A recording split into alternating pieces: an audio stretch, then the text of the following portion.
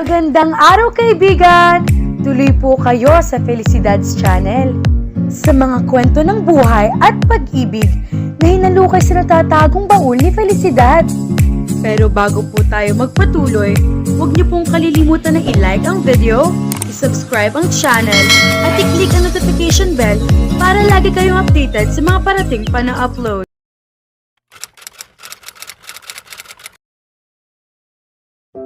Lihim na napabuntong hininga si Andrea sa reaksyon ni Nathan. He was acting like a jealous boyfriend. Kasama niya sa maghapon ng kaibigan nitong si Mateo. May isang bagay siyang tinanggap. May damdamin siya para kay Nathan.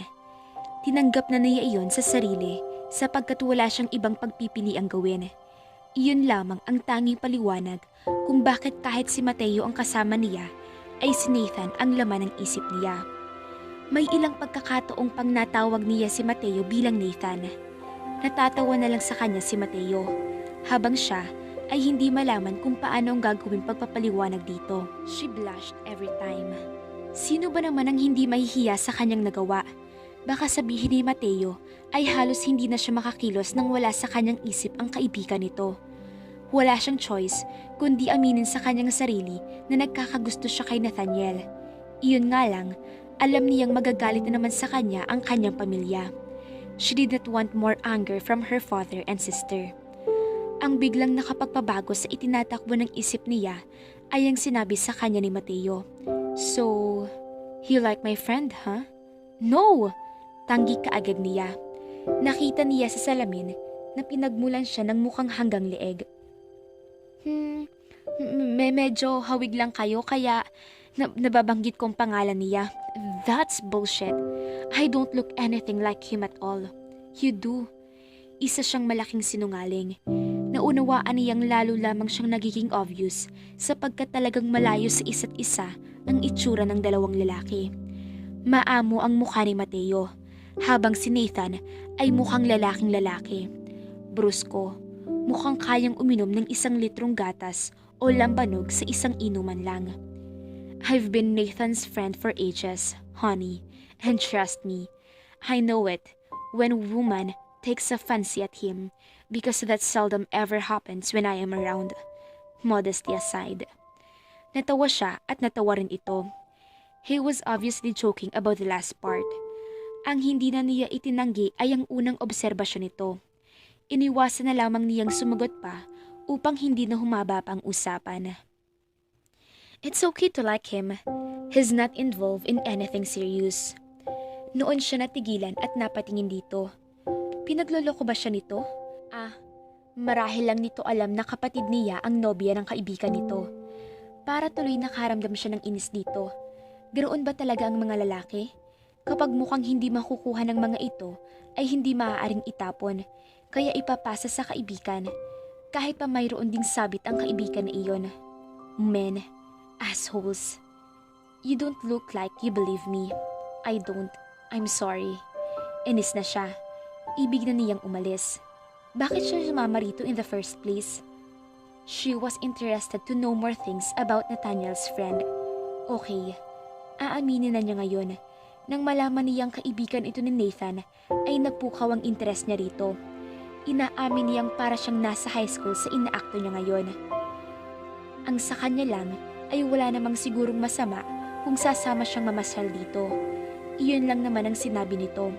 Mayroon bang batas na nagsasabing kailangan ay may matinding attraction kaagad siya sa lahat ng lalaking sasamahan niya para sa simpleng pamamasyal? Ang lahat ng tao ay mayroong karapatang mamasyal. What I said is true. He's not involved in anything serious right now. Oh, he's involved with someone, but nothing serious. Gaya ng sinabi ko, matagal ko ng kaibigan si Nathan at kilala ko na yan. Matutuwa ba siya o maiinis? Hindi niya alam. Hindi niya madesisyonan. Nagkwento pa ito sa kanya tungkol sa ibang mga nakarelasyon ni Nathan. Wala raw ni isa sa mga iyon ang sineryoso ng kaibigan nito. Ang sabi pa nito, I would really like to see the day when he finally gets serious with someone. Man, that would be something. Sa kalaunan ay nag-enjoy na siya sa mga kwento nito tungkol sa kaibigan. Parang natutuwa rin naman itong magkwento kay Nathan. Nagulat siya nang malaman ang naging trabaho ng mga ito noon. Ngunit naunawaan niya iyon at hindi siya nakadama ng kahit anong pagkailang. Nathan used to do shows in Europe. Naunawaan niya kung bakit ganoon na lamang kasensual ang dating nito. He was trained to seduce women. He was probably seducing her all the time. Ngayon ay mayroon na siyang excuse sa behavior niya. Hindi niya malaman kung maniniwala siya kay Mateo sa mga sinabi nito tungkol sa hindi pagiging seryoso ni Nathaniel sa kanyang kapatid. Gayunman, ay talagang tumatak iyon sa isipan niya. Naisip niyang sa isang banda ay iyon lamang ang tanging paliwanag sa mga ikinikilos sa kanya ni Nathan. Kung seryoso kasi ito sa kanyang kapatid, ay hindi nito magagawa ang paglalandi sa kanya. Ang tanong lang siguro ngayon ay kung seryoso ang kapatid niya kay Nathaniel. Hindi niya alam at wala siyang paraan para malaman. The girlfriend of his? I like her a bit. Ha? Kulang na lamang ay mapanganga siya kay Mateo. We went out of a date. Ha? Totoo ba ang lahat ng ito? Parang gusto niyang maeskandalo. Nasa karakter ba ni Corazon ang ganoon? Hindi niya alam. Sa totoo lang, ay wala siyang ideya sapagkat kailanman ay hindi sila naging malapit ng kapatid niya. Noong high school pa lamang ay magkahiwalay na sila at nagkikita lamang kapag umuuwi ito sa playa. Hindi rin niya naabutan noong panahong isa na itong ganap na dalaga. Wala pa itong nagiging nobyo nang mabuntis siya. Is it that hard to believe?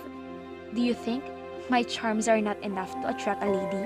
Maybe not a lady who has Nathan for a boyfriend. Why in the world would you do that to a friend? And why are you telling me that? Hindi ka ba nag-aalala na mabanggit ko ito kay Nathan? No, not really.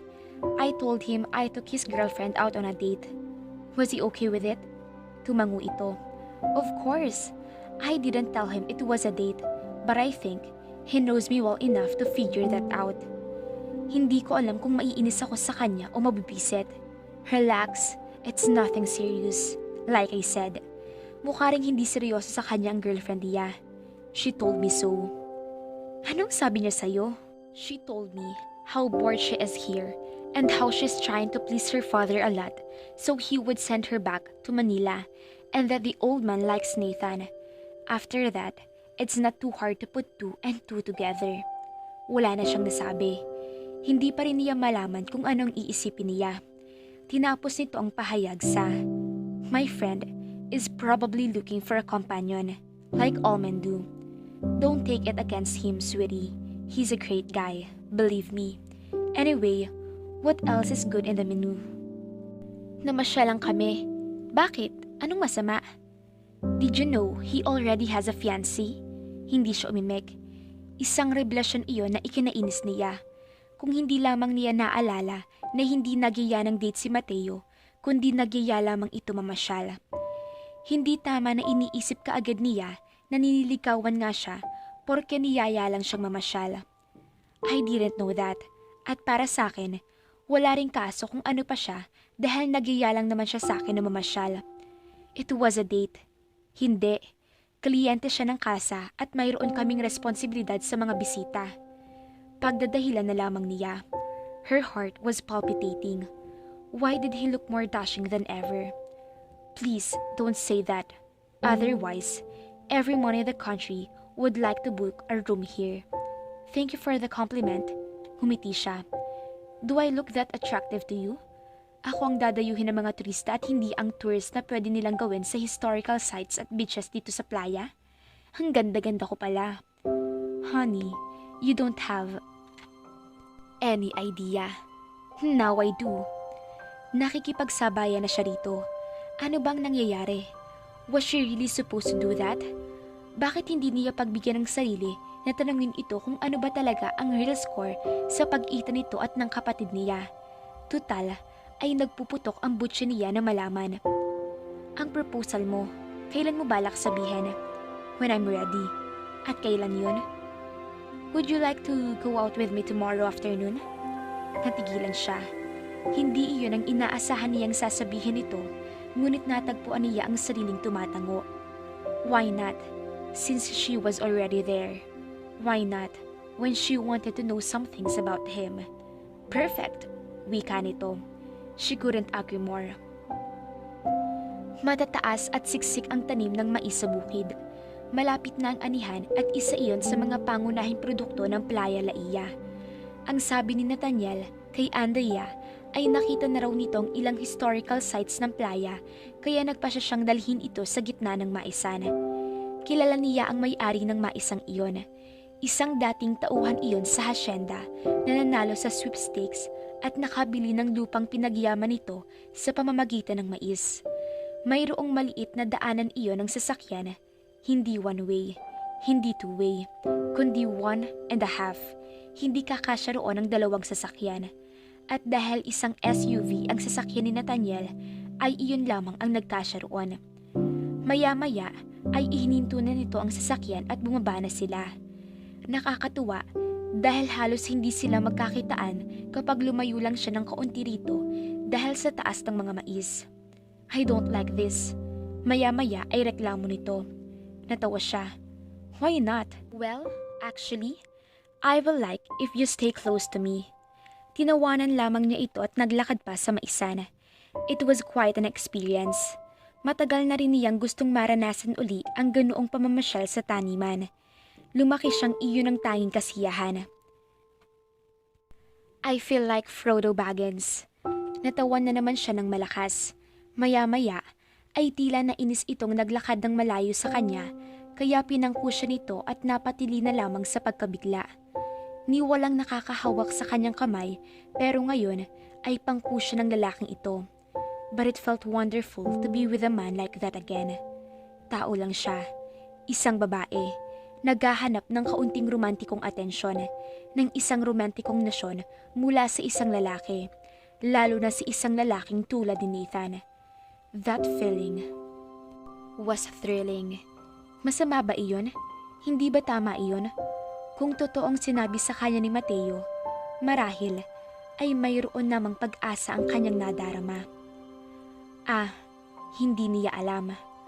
Ayaw na lamang niyang magpaka-plastic at isipin na tabu ang lahat ng ito, lalo na at nakasama ni Mateo ang kapatid niya at nabanggit pa ng kapatid niyang ang kanilang ama lang ang dahilan ng relasyon nito kay Nathan.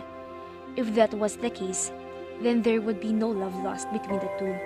No hard feelings between her and Corazon. A girl can dream. A girl with a daughter can dream. You smell heavenly. So do you. Pinakatitikan siya nito. Sa ilang sandali ay nabaghan ito sa kanyang reaksyon. Nauunawaan niya ito sapagkat noon lamang siya nagkaroon ng mapang-udyok na tugon. Kumawala na ang kanyang kalandian. Kumawala nang itinatago niyang pagkababae na ilang taon nang nagkukubli sa likod ng isang matapang na babaeng kayang awatin ang lahat ng emosyon nito. Sa likod ng isang matapang na babae, ina, kaibigan, mahusay na chef, ay isang babaeng kayang maging ubod ng lande kung gugustuhin ito. Okay, so maybe that was a lie. Kahit siguro mayroon siyang ilang toneladang kalandian sa kanyang sistema, ay mamananatiling kulang ang kanyang lakas ng loob para pakawalan iyon. Ibinaba siya ni Nathan sa hood ng sasakyan nito at saka may kinuha sa loob. Nang magbalik ito ay may dala ng maliit na cooler. 2 maliit na bote ng champagne ang dala nito.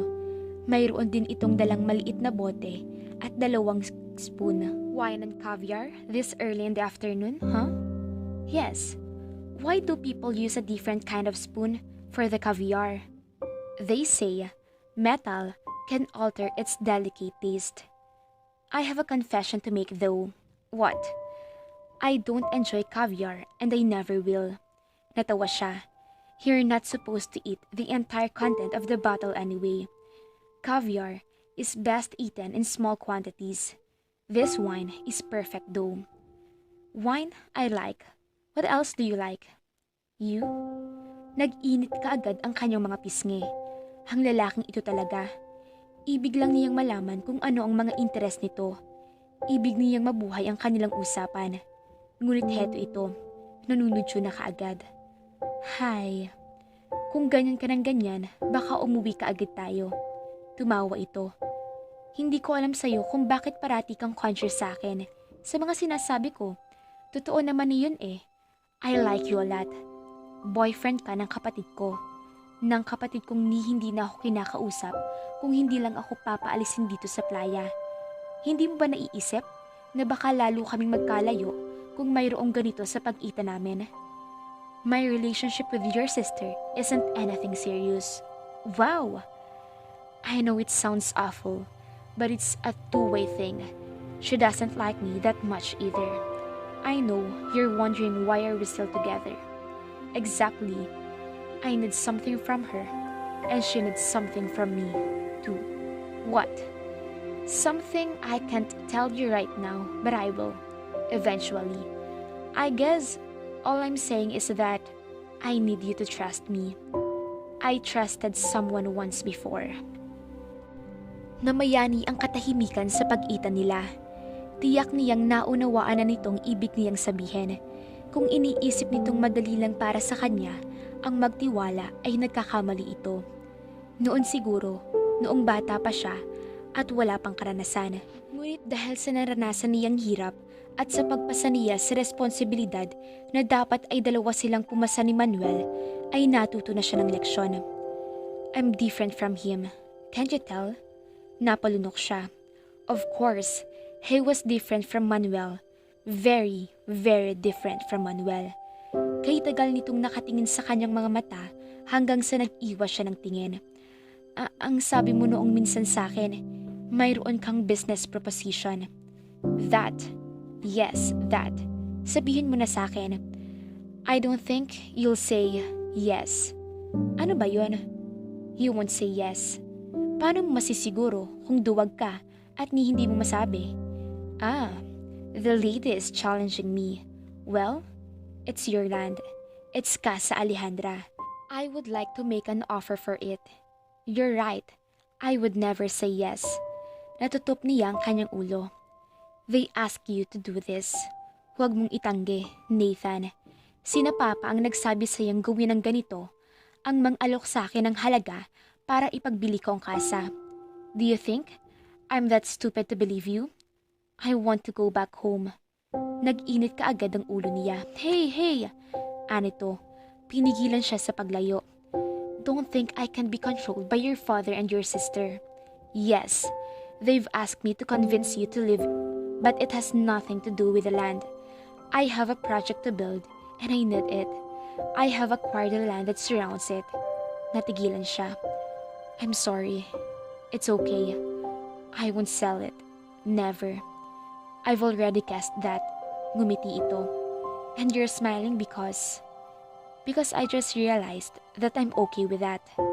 Napangiti na rin siya. Noon lamang natuklasan ni Andrea na masarap pala ang humika sa hood ng isang sasakyan. Natatawa siya sa sarili dahil enjoy na enjoy siya. Parang isang bata ngayon lamang nakatakas sa mga magulang. Wala nga lamang ang matinding pressure na baka mahuli siya. Marahil, dahil sabik siya sa mga ganoong lakad, kaya ganito ngayon ang kanyang nadarama. This is cool, Aniya. May hawak siyang binoculars at tinitingnan ng eroplanong nasa langit. Tahimik na tahimik ang paligid, maliban lamang sa malakas na simoy ng hangin na humahampas sa mga halaman. Isang malaking ginunto ang dagat ang itsura ng maisan kapag ganoong malapit na ang anihan. This place is so beautiful, ani Nathan. Ang ganda no?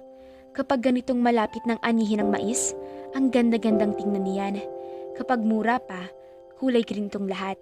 Isasama ko nga si Lexi sa susunod na linggo kasi anihan na rito. Gusto kong maranasan niya. And you don't intend to invite me? You? Pinandilatan niya ito. You? With your Hermenegildo Zegna suits and your Ferragamo shoes and your... Natigil siya sa pagsasalita nang bigla siya nitong kubabawan. What do you mean exactly? Anito, namimilyo ang mga mata. Hinapit nito ang kanyang baywang palapit dito.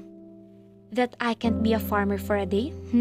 That I am not capable of harvesting crops? Yes. Why? You? Napatili siya nang kilitiin siya nito sa pamamagitan ng mga labi. God, it was so funny and so tingling at the same time.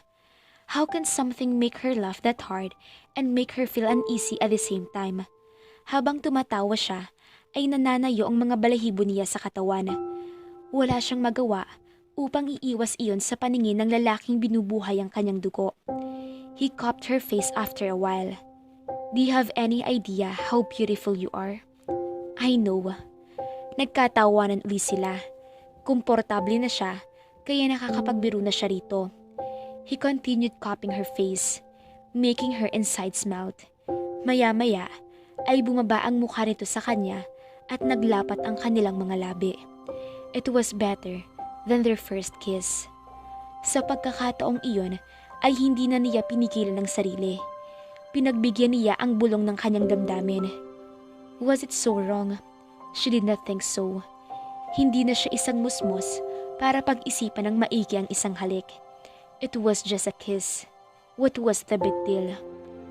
He looked at her straight in the eye and he was searching for something in her eyes, trying to see into her soul, probably. For a while, she was afraid he would see that she was yearning to be with him so badly she could taste it. She wanted to be with him. Wala nang kinalaman ang tagal ng panahon na wala siyang nakarelasyon. Wala nang kinalaman ang katotohanang isa itong lalaking hindi maabot. Gusto lamang niya itong makasama sa kahit saang lupalop ng mundo.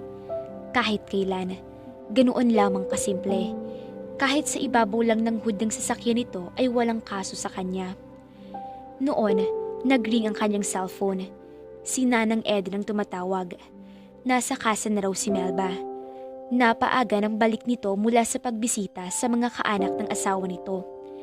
Ayaw pa sana niyang umalis, ngunit hindi niya matiis na hindi salubungin ang kanyang matalik na kaibigan.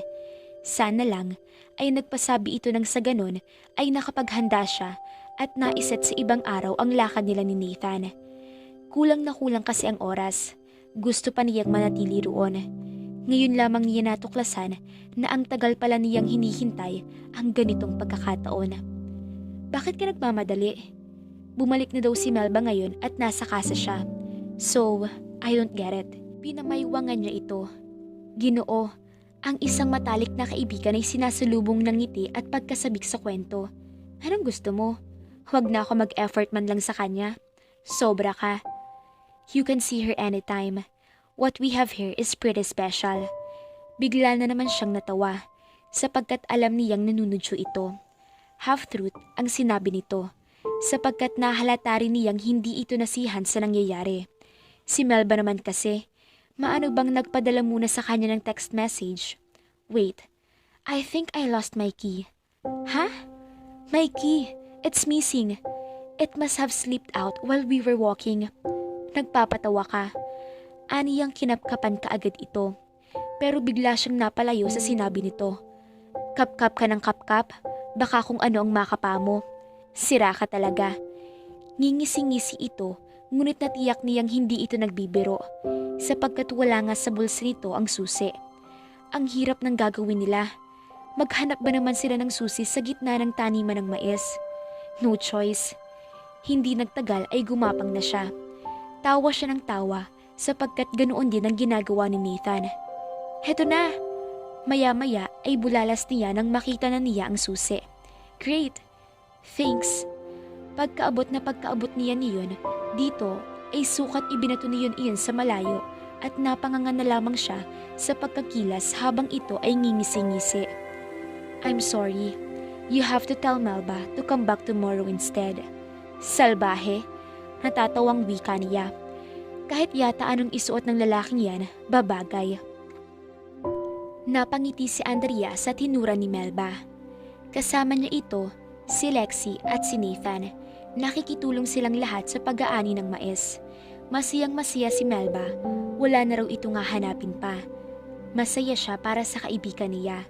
Kaya lamang ay naitatanong niya sa sarili kung kailan kaya niya makikita sa sariling refleksyon ang ganoong uri ng kaligayahan. Ang gagwapo niyan. Melba, mamaya marinig ka. Kurutin kita sa singit dyan eh. Kung ikaw kaya ang kinukurot ko sa singit, ikaw ang pilya dahil hindi ka man lang magkwento sa akin. Ay nako, wala ka talagang ipinagbago. Noon hanggang ngayon, malihim ka pa rin. Mantakin mong nakailang date na kayo ay hindi mo man lang nasasabi sa akin. Anong date naman ang sinasabi mo? Biglang nag-init ang kanyang mga pisngi. Saan mo naman nasagap ang ganyang balita? Kanino pa, kundi sa lola kong chismosa. Bigla siyang natawa, bagaman nabahala rin sa sinabi nito. Anong sinabi sa'yo ni Nanang? Ano pa? Pinoproblema na naman ang hindi dapat. Iniisip niya na baka lalo kayo magkasamaan ng loob ng papa mo at ni Corazon. Pero alam mo, kung ako lang naman ang tatanungin, kiber ko sa kanila. Melba, totoo lang naman. Diyos ko naman, Andrea. Kumbaga sa bata, bagong panganak ka sa mundo noon. At anong ginawa nila? Pinabayaan kang mag-isa. Hindi ka man lang pinayagang makapagpaalam sa mama mo. Noong pumanaw ang mama mo, anong ginawa nila? Ayaw lang ni Papa na umuwi ako rito. Pero pinayagan niya akong makita si Mama sa Maynila. Ilang araw din akong nakadalaw roon nang hindi ako pinapaalis. Siguro ayaw lang niyang mabahira ng usap-usapan ang paghahatid kay Mama sa huling hantungan. Umiling-iling ito. Hanggang ngayon pala, gustong-gusto mo pa rin ikaw ang mapansin ng Papa mo. Hindi totoo yan. Totoo, dahil kababata kita at kaibigan kita. Bata pa lang tayo, wala ka ng ibang ginawa kundi ang magpapansin sa papa mo. Nagkataon lang na ayaw ka niyang pansinin, kaya sa unang taong nagbigay ng papuri sa'yo si Manuel ng timang, nakuha agad ang loob mo at ngayon, nandyan si Nathan. Ayaw mo dahil isinasaalang-alang mo na naman ang kapatid mo at ang papa mo na walang pakialam sa'yo. Hindi naman sa ganoon. Kung sa bagay, nakikipag-date ka na nga pala sa kanya. Naging ngisi ang ngiti nito. Saan kayo nagpunta, ha? Nag-check-in ba kayo sa lodge? Inisa-isa nito ang lodge sa kanilang lugar kaya lalo siyang natawa. Ayan, nabibisto ka na kung saan kayo nakabuo. Ito naman ang natawa. Basang akin lang, go ka lang. Hindi ko pa rin alam kung ano ang motibo niya. 30 ka na, magpakasaya ka. Ang importante, iyo ngayon, saka ka na mag-isip. Pangit din kapag masyadong nag-iisip. Kaya kami, go na. Kasal kung kasal. Patibayan na lang ng dibdib. Sa edad kong to, matatakot pa ba akong magkamali? Kilala ko na ang sarili ko at alam ko nang kaya kong bumangon kung magkamali ako. Pero magsisisi ako kung hindi ako susubok. Sawa na rin akong maging duwag. Kaya pala nung una, ayaw mong sabihin sa Nanang. Tumawa ito ng malakas. Ayan na si Mr. Guapo. Galingan mo ang karinyo at iis na binaniyan si Corazon na mukhang tuod. Bago pa siya makareact, ay nakalapit na sa kanila si Nathan. Kasama nito si Lexi. Kapwa may suot na sa ulo ang dalawa. Sa lakot sa kanyang anak, sombrero kay Nathaniel. Naka-long sleeve na kamiseta at pantalong maong ang kanyang anak, habang si Nathan ay nakaputing kamiseta at lumang maong. Parang may photoshoot lang. Pawis na ito, pero ang gwapo pa rin. It's pretty amazing that the sweatier I get, the more attractive I become. Wika nito. Halatang binibiro siya sapagkat marahil ay napuna nitong kanina pa siya nakatingin dito. Hindi niya napigilan ang kanyang sarili. Ngayon pa ba siya magpapakakoy? Gayong nagpahalik na siya rito. Oo na, gwapo ka na. You have to be less giggly when you say that to be believable. Lalo lamang siyang napabungisngi sa sinabi nito. Natigilan lang siya nang mapatingin siya sa kanyang anak na nakatingin lang sa kanya. Ani mo isang paslit na nag-oobserba sa unang pagkakataon nitong nakakita ng isang mascot. Marahil ay dahil noon lamang siya nito nakita sa ganoong kondisyon na parang isang teenager na humahagikik at kinikilig. Bigla siyang nag-behave. Tiyak na kapag nagpatuloy siya sa isang mahaba-habang usapan ang mamamagitan sa kanilang mag-ina. Tiyak na magtatanong na naman ito tungkol sa kung ano-anong mga naiisip nito. Kakain na, saglit lang. Maghahain na ako. Boodle feast ang nangyari. Ilang malalaking dahon ng saging ang inilatag sa mesang kawayan. Pahingahan sa gitna ng malaking taniman. Nilagyan iyon ng isang malaki at pahabang tumpok ng kanin sa gitna at sa kanya inilagay sa paligid ang mga baon niyang lutong ulam. Animo piyesta ang lahat ng magsasaka. Enjoy na enjoy ang kanyang anak sa lahat ng iyon. Ito lamang yata ang batang laking Maynila na mahilig sa simpleng buhay. Marahil ay dahil wala na rin sa lumaki itong humihiling ng open space para makapaglaro ito. Higit sa lahat, Mukhang tuwang-tuwa talaga ito kay Nathan. Bagay na sadyang hindi niya nakitang nadama nito sa ibang tao. Kahit sa ama nito na ngayon ay parang nagpapahaging pa sa kanya. Ang sabi sa kanya ni Manuel, kung nagkataon daw na malapit ang tinutuluyan nito, ay madalas siya nitong dadalawin. Hindi pa ito direktang nagsasabi sa kanya na may gusto ito sa kanya, pero ang plano niya ay sasabihin kaagad ditong wala siyang balak na makipagpalikan dito, kahit pa nakikita niyang mabait ito sa kanilang inak. It was too late. Sinulya pa niya si Nathan. Halatang sanay itong magkamay. Hindi na iyon nakapagtataka sapagkat alam niya kung saan ito nagmula. Magtataka lang siguro siya kung hindi niya alam sapagkat anuman ang maging bihis nito ay lumalabas at lumalabas ang taglay nitong sopistikasyon. Ang galing namang magkamay ni Tito Nathan, oh! Bulalas ni Lexi. Noong isang araw lang ay narinig niya nag-uusap ito at si Nanang Eden. Sinasabi rito ng matanda na ang isang tanda na isang taong mahusay mangamay ay iyong tuyo at walang nakadikit na kanin ng buong kamay, maliban sa dulo ng 3 darili. The art of pagkain, maladukha. Napangiti siya, lalo na't sinabayan iyon ni Nathan ng malakas na dikhay. Napapatingin dito ang mga kasamahan niyang magsasaka. Naipakilala na niya ito sa mga may-ari ng sakahan na kaagad pumayag na sumali sila sa pag-aani ng mga ito. Nathan made new friends. Wala yata itong hindi kayang i-charm. Pagkatapos kumain ay nagpahinga sila sa ilalim ng punong mangga. Silang dalawa lang. Hinayaan na sila ni Lexi at Melba. Isinama ni Melba si Lexi sa pakikipaghuntahan sa matatanda. Enjoy naman ang matatanda sa pagkabibo ng kanyang anak. At dahil maraming puno ang nagkalat na punong pahingahan malapit sa mga magsasaka, ay heto sila, lumalayo, naghahanap ng ibang puno. I really enjoy spending time with you and Lexi. Seryosong wika nito. Masaya ka rin namang kasama kahit nakakainis nung una. Sorry about that. Malapit na ang piyesta. Yeah, but I'll be in Manila. I have to find a way to clear my schedule. Hindi ko alam kung bakit nakalimutan kong ibilin sa sekretarya ko ang petsa ng piyesta rito. Hindi mo pa nararanasan ang piyesta rito sa amin? Nang umiling ito ay napangiti siya. Hindi pwedeng hindi mo makita. I-cancel mo ang lahat ng sked mo dahil manghihinayang ka. I don't think I'd regret it because I would miss something more. Rather, I would miss being with you. Napakablero mo talaga. Umaalog-alog ang mga balikat nito. Ikaw naman, mapagduda. Halika nga rito. Hinigit nito ang kanyang kamay. Nailapat niya ang palad sa dibdib nito. Marahil ay iniisip nitong hindi masyadong malinis ang kamay nito, kaya ang ginamit nito upang haplusin ang kanyang pisngi ay walang iba kundi ang mga labi nito. Sa kasikatan ng araw, tanghaling tapat ay nagtatayuan ang mga balahibo niya. Ganoon na lamang ang pagtibok ng kanyang puso. Ibang klase talaga ang lalaking ito. Matindi ang epekto sa kanya. Naramdaman niyang ngumiti ito sa pagkakalapat ng mga labi nito sa kanya. Nag-init ang kanyang mga pisngi sapagkat nahulaan niyang nadarama nito ang pagkakaroon niya ng goosebumps. Hindi nagtagal ay nasa mga labi na niya ang mga labi nitong sumuyo sa kanyang pisngi.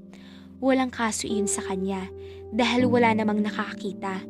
Pero kahit pa, mayroong makakita ay kakampi niya ang mga taong nakapaligid sa kanila. Would you like to come to Manila with me? Tanong nito nang sandaling maghiwalay ang mga labi nila. Habang hinahalikan mo ko, nasa Maynila ang isip mo? Yes and no. Kung pwede lang, ayoko na sanang umusad ang oras dahil alam kong babalik ako sa Manila bukas. Kaya ngayon pa lang, gusto ko nang itanong sa'yo kung gusto mo bang sumama sa akin. We're going to have a wonderful time there. I promise you. Pero may responsibilidad ako sa kasa. Parang lumong-lumo ito.